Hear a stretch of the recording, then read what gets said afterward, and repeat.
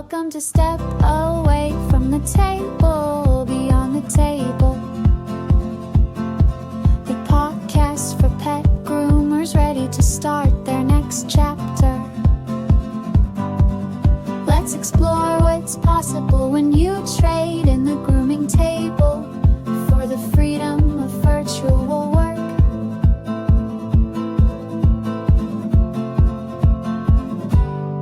Whether you're done with the physical toll or just craving more flexibility, you're in the right place. We're staying in the pet industry, just shifting how we show up. So take a breath, step away from the table, and let's see what's waiting for you on the other side. Hey everyone, and welcome to the Step Away from the Table, Beyond the Table podcast. I am your host, River Lee of The Savvy Groomer, as well as Step Away from the Table, where we grow groomers beyond the table. And of course, my amazing co-host, the systems queen herself, Jess of Groomer Support Services. Woo! Round of applause. Yay. And today we're Oh, going to be talking about packing your laptop life, how VAs travel and work smart. And this is going to be directed to our current virtual assistants for the pet grooming industry who want to work on the go without burning out or dropping any balls, or maybe just a few balls and then forgiving yourself, right? I mean, mhm. nobody's perfect. We learn from our mistakes. Let's be real. Yeah, and I don't know about you, Jess, but every time I travel, I feel like I learn something new or Hmm. I learn something new about the area I'm traveling in as far as how packing goes. You know, the way I pack for Africa is different than Southeast Asia, is totally different. Well, I shouldn't say totally different, but it's fairly different than when I was in Europe. So, um, and I know you haven't traveled that much yet, but in the future, Hmm. I know um, I haven't been able to make those packing mistakes. I'm a hyper minimalist. I only have carry-ons. yes. I'm not going to go into details on that, but I definitely push the clothes limit quite minimally. It's hard, you know. It's I will say as an aside, depending upon your build and the Hmm. types of clothes you wear, some Hmm. people can get away with that. I did really well in Southeast Asia, Hmm. having to do things because they're very short. Um, Hmm. but on a cruise, I went to the Baltics and they got rid of my only pair of pants. And I could not find pants because everyone there is very, very tall. And Hmm. I was like short and wide, and they're like looking at me like you can wear. So basically, I had to buy shorts that also somehow went to like almost capri length. It's so And funny. it was just like balloon pants. And I was like, well, sometimes you make do. So, Yeah, I would have the opposite problem, I think. I'm very tall, so. yes. So if you were in like Malaysia where I went, like I was super happy because I all the pants fit my length. You would Mhm. have nothing but capris. Mhm. But you look so cute. It'll be fine, you know. Thank you. All right, let's get into the tech tools. We touched on this briefly a little bit in our last episode, just to, Yeah, invite some potential VAs over to the side of, hey, yeah, you can travel while working, right? And absolutely. I want to keep encouraging that. There's really not a whole lot you need. Both of us are in the camp of Mac products, Apple products, so we both use uh, MacBook MacBook Air. Gosh, oh, it just went Okay. away from me. Um, Happens. some of our setups are different, but I definitely go minimalist. If I could avoid bringing a laptop, I probably would. Except that's a convenience need for me. It also depends on the length of travel. Nope, Yeah. it doesn't. I'll always have my laptop with me. But See, if I could downsize, I would. I have on weekend trips that I know, and I shouldn't say weekend. I've been on trips, I'd say trips less than 5 days for me. Hmm. If I'm Hmm. not doing a ton of work, Hmm. I have brought my iPad with a USB-C mouse and keyboard. That Hmm. said, you're not getting a whole hell of a lot done with that. Hmm. And I find that if I can use my iPad, I could have just used my phone. Uh, Yeah. Yeah. And I have I have a portable screen that's Hmm. really thin. It's thinner than my iPad. And I have used that with my phone. I don't love it. I think it's just basically like I can't see. And at that point, I'd rather have my laptop, where I can Hmm. play around with things and fiddle with that. But, what would you say, and for those, let's imagine they haven't listened to our last podcast, although you should. Hmm. But if Yep. they Yep. didn't listen to it, what are your go-to items that you pack for work when you travel? Yeah, always the laptop, for speaker, for tuning in. I have my AirPods, earbuds with me. Adapters for different travel zones, like the plug-in, right? Adapters Yeah, for different countries.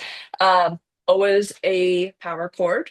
And River so beautifully told us a story about needing to bring two from now on because we can get in a really tricky situation if we're depending on where we're at, how long, if we don't have a backup. And so backups are also a consideration. I said as well, and I continue to say, having a plan is the best thing you could pack because knowing what to expect, where you're going to be getting your Wi-Fi. hmm Oh, no, sorry, forgot that one. I travel with a pocket Wi-Fi. A Solus. We both have that one we talked about, which basically you pay for a certain number of days for cellular service, I believe. It gives you a hotspot for Wi-Fi. And so you can turn that baby on and pretty much use it anywhere. I take that along with me in my backpack, even if I don't have my laptop with me. Helps for spotty service for my cell. Absolutely. And I will say that depending upon where you're going in the world and what length of Hmm. time, it really Hmm. can affect that. I not super recently, but in the last year, finally invested in my AirPods Pro. And the reason I did that is honestly the noise canceling. So I will add that if it's not just about hearing, it's also about blocking out. If you're in a cabin with somebody else, or if you're in a lot of countries, for better for worse, the noise level is surprising. Like either like in Japan, I had very thin walls, like incredibly thin walls in my hotel. And people were generally really quiet, but when things weren't quiet, like we had some construction going on down the road, it was so loud. I couldn't hear myself think. So having something that is noise canceling, or like I said, if you're in a cabin or if you're spending time with somebody else and they mean well, like my son means really well, but he just likes to hear himself talk. He's a verbal processor as well, so he will sometimes tell himself, like, okay, where is this item? Is it under the bed? Is it here? And I'm like, just cannot listen to you. Like, I love you, but I might strangle you. So, I'm so like neurodivergent in the sound category. Like I even in my quiet house, I have full like noise canceling on. I love that silence and I throw on like background like ADHD music like, yeah, with the the well, yeah, I so can't high. say. Yeah, the Yeah. tones and everything. I just can't live. Yeah, that's a Yeah. must. Yes. And so if and again, you can obviously bring like the big Mickey Mouse ones.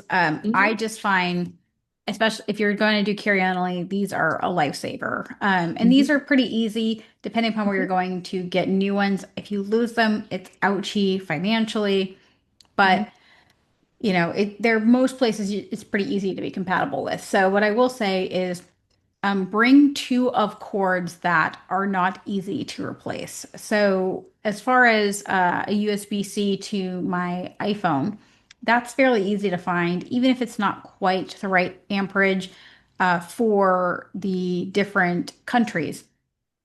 It's pretty easy to find. And again, you should always bring a charging brick, right? For most of the ones I bring, and it's funny, I should have brought them over here so I could show them for those of Hmm. you guys watching it on YouTube. But I actually have three that I bring.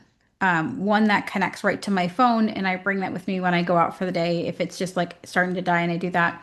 I also have a tiny one for my Apple Watch that I can stick on, and it literally is like a keychain. And then I have my big brick that's actually solar. So when I'm in countries that are generally third world countries that are sunny, Thailand, Indonesia, It was even useful when I was in Australia, and that's not a third world country, but it was just hard to find anywhere to charge, and I was out all day. That was very convenient. But all of my chargers that I bring my bricks have to be able to be charging my laptop as well. So when you check out what you buy, make sure the amperage you can do that. But long Gotta story, check mine. yeah, you should because then if you're somewhere in, God forbid, again, when I was in Vietnam, for better or for worse, we had a major power outage. Like the whole city was out of power for days. So thankfully, I had that power brick and it was solar. So I was able to charge not very fast. Listen, it was Hmm. not ideal, but it was a way in that country to deal with that. Which, it is what it is sometimes when you're traveling to these places. And if you're not in a major city, that's very realistic to happen once in a blue moon. But so I was cruising and I can't remember if I was in Malaysia or Indonesia, but I had my laptop cord. I left it plugged into the room, which you're not supposed to do. And my lovely cabin steward went to go unplug it. And if you've ever been around these kind of charging, they're magnetic. And I don't think he knew that. And so he ripped it off. So he completely, the head of it was gone. So it wasn't like I could redo it anywhere. And then it was very difficult to find. It was so difficult to find, in fact, that I was lucky enough that I knew someone going on the next cruise because I was doing, I think, 5 back-to-back cruises on that one. And thankfully, they were able to Amazon one and then bring it in their carry-on luggage and fly it to me. Um, I really don't know because at that point I was in Malaysia, Indonesia, I went to Fiji. Maybe I could have found it, but I wasn't ever in a place where there was necessarily an Apple store. Or again, these were not locations where these things were easy to find.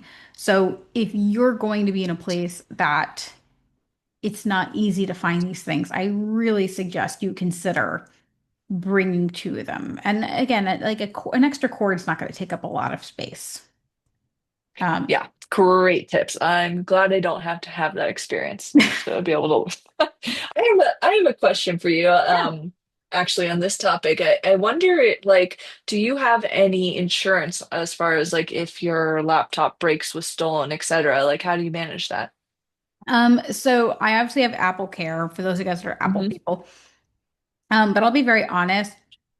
Um, so I am a little different.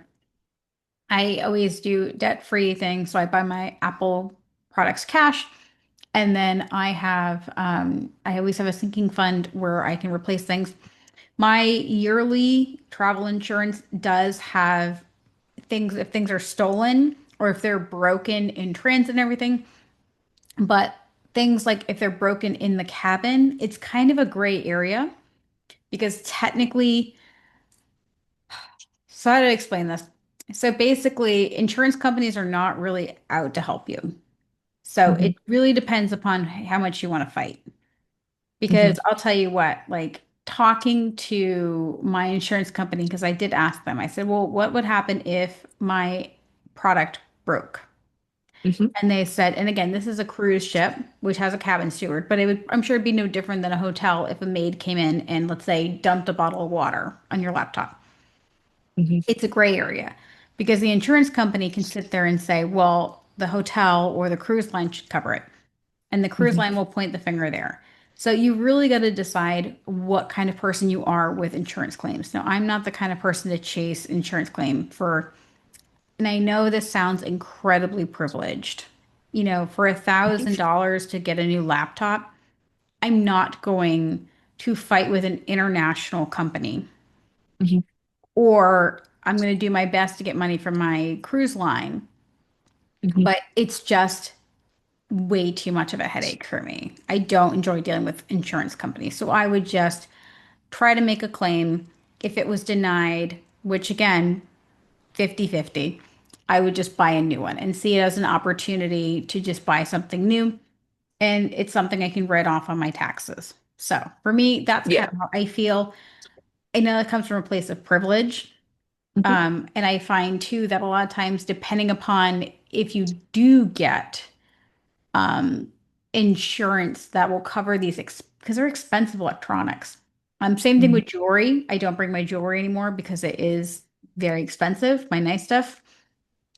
Um, it it makes that insurance premium go up more than what it would cost me over 2 years, 3 years to just replace the item. Yeah. I kind of live by a similar philosophy. I just wasn't sure if there was a set like technology insurance you use. I'll touch on it briefly in our Greece Yeah. episode, but I did break my foot while I was in Greece Oh, and needed to yes. use my insurance for that. So, Yes. And I think medical insurance is different than item hmm insurance. hmm I think we definitely need to talk about that later. But yeah. Yeah. yeah, as far as that go, and it really, and I know that's a place of privilege, but my feeling is um take good care of your electronics. And a lot of times you have to be, if you're going to go travel in hostels, don't bring your hmm $2,000 laptop. Yeah. And that should bring up kind of a next topic we want to talk about is like where are we working Yeah. when we're traveling, Like um like build upon the hostel versus your hotel room and Yeah. your cruise ship. Tell us a little Yeah. bit about that. I will say my favorite place to work and travel is a cruise ship. And it's for me because I lack discipline. So sea days give me a great insulated day to just do work. It really helps my workflow. My favorite cruises are like a day in port, a day at sea, a day in port. Those work amazing for me because then I can really sit down and make my focus that I have a lot of FOMO when it comes to port days and I want to be out and about. And a lot of times there's a lot of logistics and language barriers. So mentally, I'm really drained on those days to do work, if hmm I'm very honest. hmm Um, that said, everyone is different. I will say that hostels, I think, are something that have get a bad rap, depending upon where you are in the world. They're actually really nice. I shouldn't say nice. Like they're not like a Marriott. I think if you consider what the local person lives like, they're really wonderful and compared to what some of the locals are living in. And there's no shade against that. It's just the reality of that. Like going to local villages, they don't have running water, they don't have floors, they're dirt floors. A lot of them don't even have doors, right? And the window is just literally a cut hole. So compared to the level of living in those places, hostels are significantly nicer. And people don't realize you can get private rooms in hostels as well. And hmm those are really nice. And you can get like a private hostel sometimes for $30, $40 US dollars a day. Some of them hmm include internet, some of them don't. They are not great to work in though, because they are going to be very hmm loud. There are a lot of people. It is often more of a drinking culture there where you're going to be dealing with a lot of people in their 20s from all different countries who are there to party and travel cheap. So I hmm would say, like for you, Jess, like I don't ever see that being your jam. I think you could probably do it just to kind of have the experience, but I could see you really not being your Yeah, jam. I've done hostel travel in the past. Okay. I've done the private room, so I know how it is, and Yes. I love it for what it is. But yeah, I Yes. just like I could not imagine safely leaving my laptop there for the reasons. Not that I'm distrustful of the crowd, but it is different than a hotel room. If you ask me my preference, I Yeah. love working out of Airbnbs, Mhm. domestic and abroad. My husband and I are both vegan, so we eat plant-based. And so, not that it's hard to find food in different countries, Yeah. it's just like anything, it's more limited. And I like the ability to be able to have a refrigerator, like different amenities to store food, particularly. Um, and with that, I typically have the lens of like, do I have a workspace I can work from? Even if it's my bed, honestly, like I Yeah. don't need, I mean, I just like the quiet. I like the sanctuary. I like knowing that I have my own space. And hotels probably equally Mm. as much to me. It's just not as aesthetically interesting as like a unique Yeah. Airbnb space would be. That's all really. Yeah. 1000%. I really struggle, honestly, to work in hotels. And I think a lot of hmm it for me is I need change. So in a hotel, hmm it's like an Airbnb. I can go from the hotel, my bedroom, and then go Hmm. sit on the couch and decompress for a few minutes. Hmm. Hmm. And I find too, food, if I need to eat, if it has to be this whole production, a hotel, sometimes I would obviously eat in the hotel, but for the most Hmm. part, you're going to go out and eat. And now it's become this whole like 1, 2 hour thing, right? Yeah. Versus, like you said, you can an Airbnb, you can have um, more time there. And I'd love to have a conversation later and we can talk about the efficacy of Airbnbs because obviously, Hmm. depending upon where you're going, there's Hmm. a lot of pushback locally. Um, Hmm. and that's happening all over the world. It's not just in Europe or in the US. I mean, I live in a tourist town where Airbnbs are huge source spots for locals and things like that. So, but we can Hmm. do that another time. But Hmm. for me, I always prefer my cruise ship. And again, Hmm. someone once said to me that a cruise ship is like having the best wife ever. And I think that's kind of true because they cook for me, they clean for me, they make all my decisions. My level of decision fatigue is almost zero when I'm on a cruise ship, Hmm. especially with Norwegian, because I can get food literally like technically 24 hours a day, but I would say a hot meal about 20, but 22 hours a day. So even with time zone differences, if I'm tired and I'm up till 2 a.m., they'll have hot, I can go get wings in the middle of the night. Hmm. Uh, Yeah.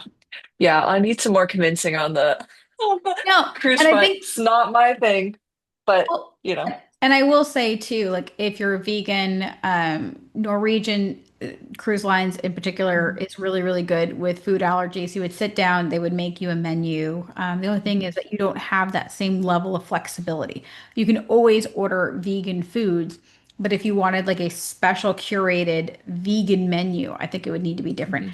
And I will Yeah. say with you and your husband, it may not be as economically viable for you guys with Mhm. two people versus me for one. Um, and there's a lot of challenges on the crew side too, but I don't want to take up all Mhm. of our time talking about that. But I will say, We both love this topic. We could yes, just like talk endlessly oh, about travel, but we're absolutely. keeping it on subject, We're right? I think, trying. We are yeah, lead attempting. lead us in. What's a challenge or Okay. it's a reality that So we a need to reality address? too is our time zone juggling. And I think Hmm. again, this is a real challenge depending upon where you're going, how fast you're going. Hmm. I definitely think the Airbnb land travel style makes time time differences so much easier as Hmm. far as you're changing from one to the other and then you're done. It's not like every day you're changing your time Hmm. zone. So, Interesting. Yeah. so like for you, like what are you using to manage like client expectations and keep your Mhm. work hours? Like how do you deal with that when you're international and you've changed time zones? Yeah. So proper planning and expectations. I'll touch on this more, but the framework is I always let my clients, the grooming business owners know that I will be traveling and if there's a significant time zones difference. I utilize Slack as my main form of communication, which is kind of like a beefed up version of texting with more capabilities. And so I'll throw on an away message saying like traveling today, I'll be in like available in 24 hours or something. That's a helpful, just like very low key indicator all the way to like, hey guys, I'm going on a 10-day trip to Europe. It'll be a little bit different from my routine, but I'll still be available. So communication, one thing. Another is just realizing what that time zone difference looks like. I think I had mentioned this already, but in Greece and Europe, was like my normal check-in times in the morning here on the West Coast would fall in line right at the end of my day. So I just kind of shifted how I worked when I worked. And I always was referencing my time zone calendar. Like I had like a pinned subject, a pinned website. I don't know if there's a better tool out there. You can use it on your phone as well under the Clocks app on an Yeah. iPhone. But yeah, I would just see where I'm at just to make sure I'm not like miscalculating my times here. And then kind of the last important part, if I'm still doing client communication role while traveling in a time zone, I have to, and this is a non-negotiable for software companies I work with because of my interest in traveling is they have to have the send later feature. So I could be writing up a message 2 a.m. my client's time, and I can have it sent to 8 a.m. their time. And it does not matter where I'm at. Again, I have to know that calculation because it doesn't auto calculate for me the time zone within the grooming app. It doesn't adjust, but I can absolutely still communicate with that feature.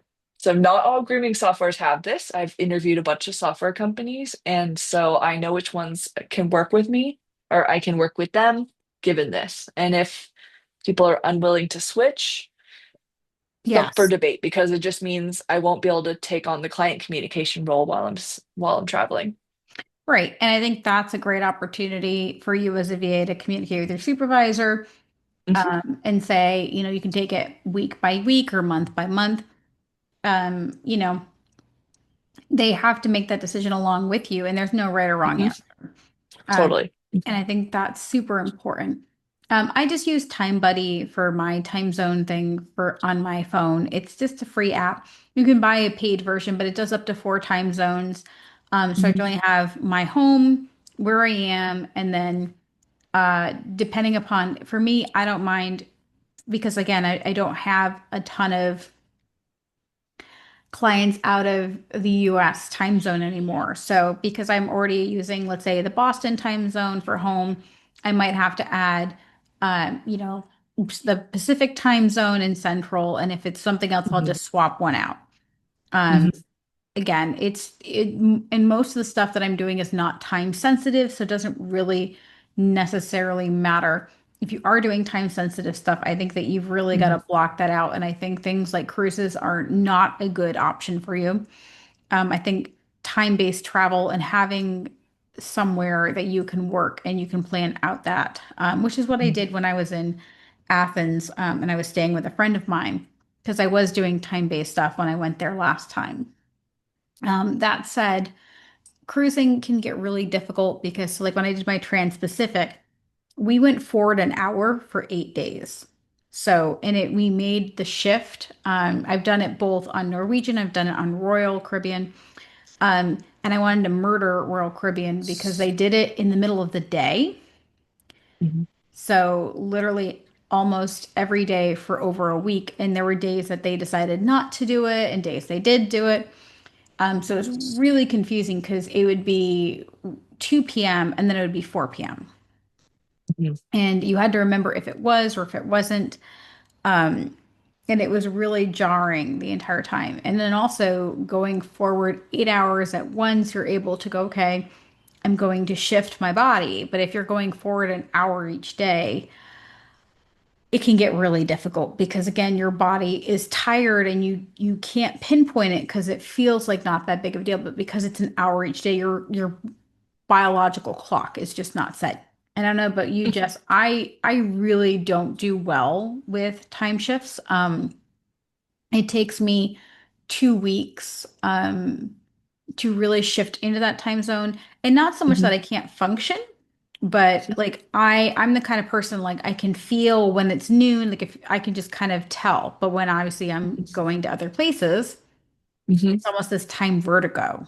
So, I think I'm somewhat blessed, and I'm not gonna say that I have nothing, but it's pretty low end. I do a lot of grounding and mm, circadian rhythm training with the sunlight and stuff, so mm, it helps. I actually travel with a happy lamp, like it has the high lumens for light mhm. therapy because I have seasonal affective disorder, so that just keeps me a little bit centered.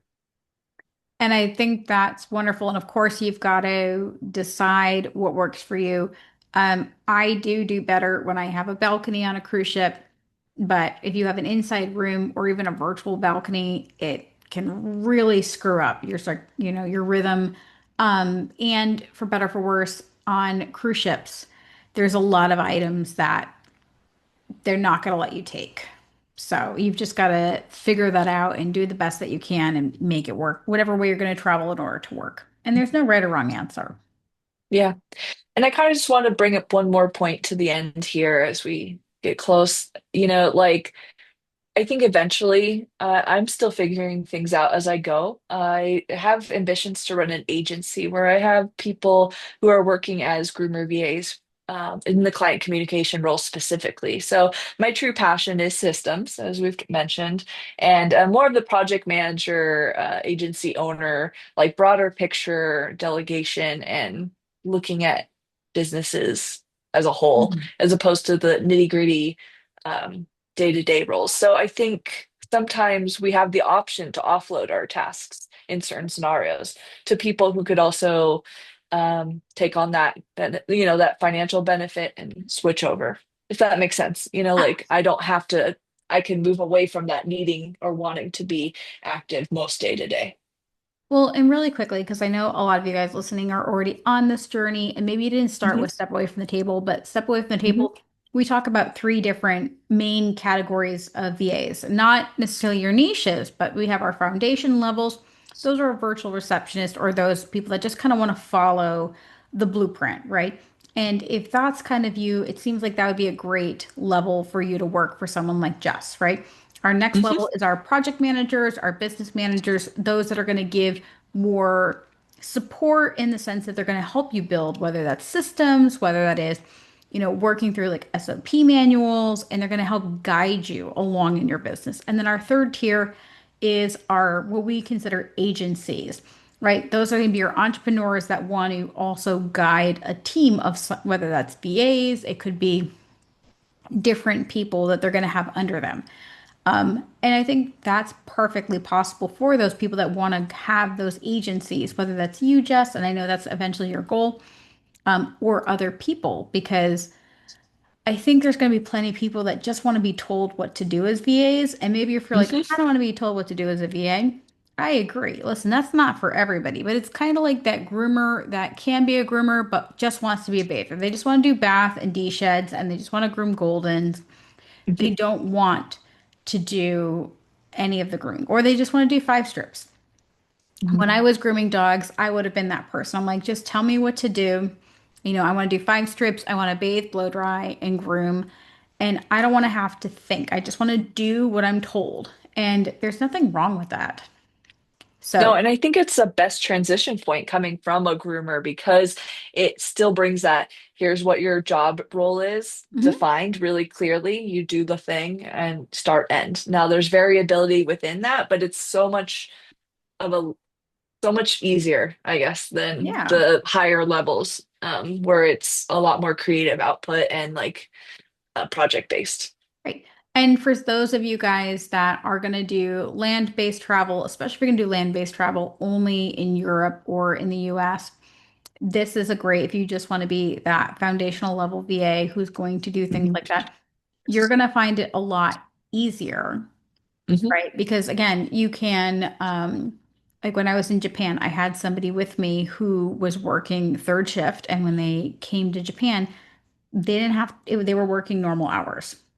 And so if you're a mhm, night owl when you're home and you go to these other countries, you're depending upon how your body reacts to that, you may end mhm, up finding it really easy to work in those mhm, countries. So I would just leave that open because you never know what's going to mhm. happen in the world and there's no wrong answer. So, Yeah, beautiful. Mhm. all right. So I'm going to go ahead and finish this up just because we could talk forever and it's Yeah, fun. we could. Like we could forever. So we must, we can always add more of these topics later. We promise. So, as always, guys, this was the Step Away from the Table, Beyond the Table podcast with your host, River Lee, and my amazing co host, Jess, who is the systems queen, owner of Mhm. Groomer Support Services. Jess, if they wanted to reach out or learn more about what you do, how would they do that? Yeah, find me on all my branding groomer support services. That goes for website and socials. On there, on my website, you can book a discovery call with me, and I'll have a drop input if you are interested in being a groomer VA yourself, and maybe be the one to help me when I travel. Whoop whoop. I think Woo! that's it, and I think that's a win-win ultimately. Mhm, And so, guys, mhm. this was Packing Your Laptop Life, how VAs travel and work smart with a lot of, let's be honest, some rabbit holes, but you had a good time, don't lie. And again, this Yeah. is for current VAs who want to work and go without burning out or dropping balls. And like we said, we both love travel. If you have questions about travel, reach out to us because, maybe we can give you some input. So, Mhm. as always, guys, happy grooming. Cheers. Thanks for joining me on Step Away from the Table, Beyond the Table. If today's episode sparked something in you, don't forget to follow, share, or leave a review. It helps more groomers like you find their next step. You don't have to do this alone, but you get to do it your way. Until next time, take a deep breath and keep moving forward.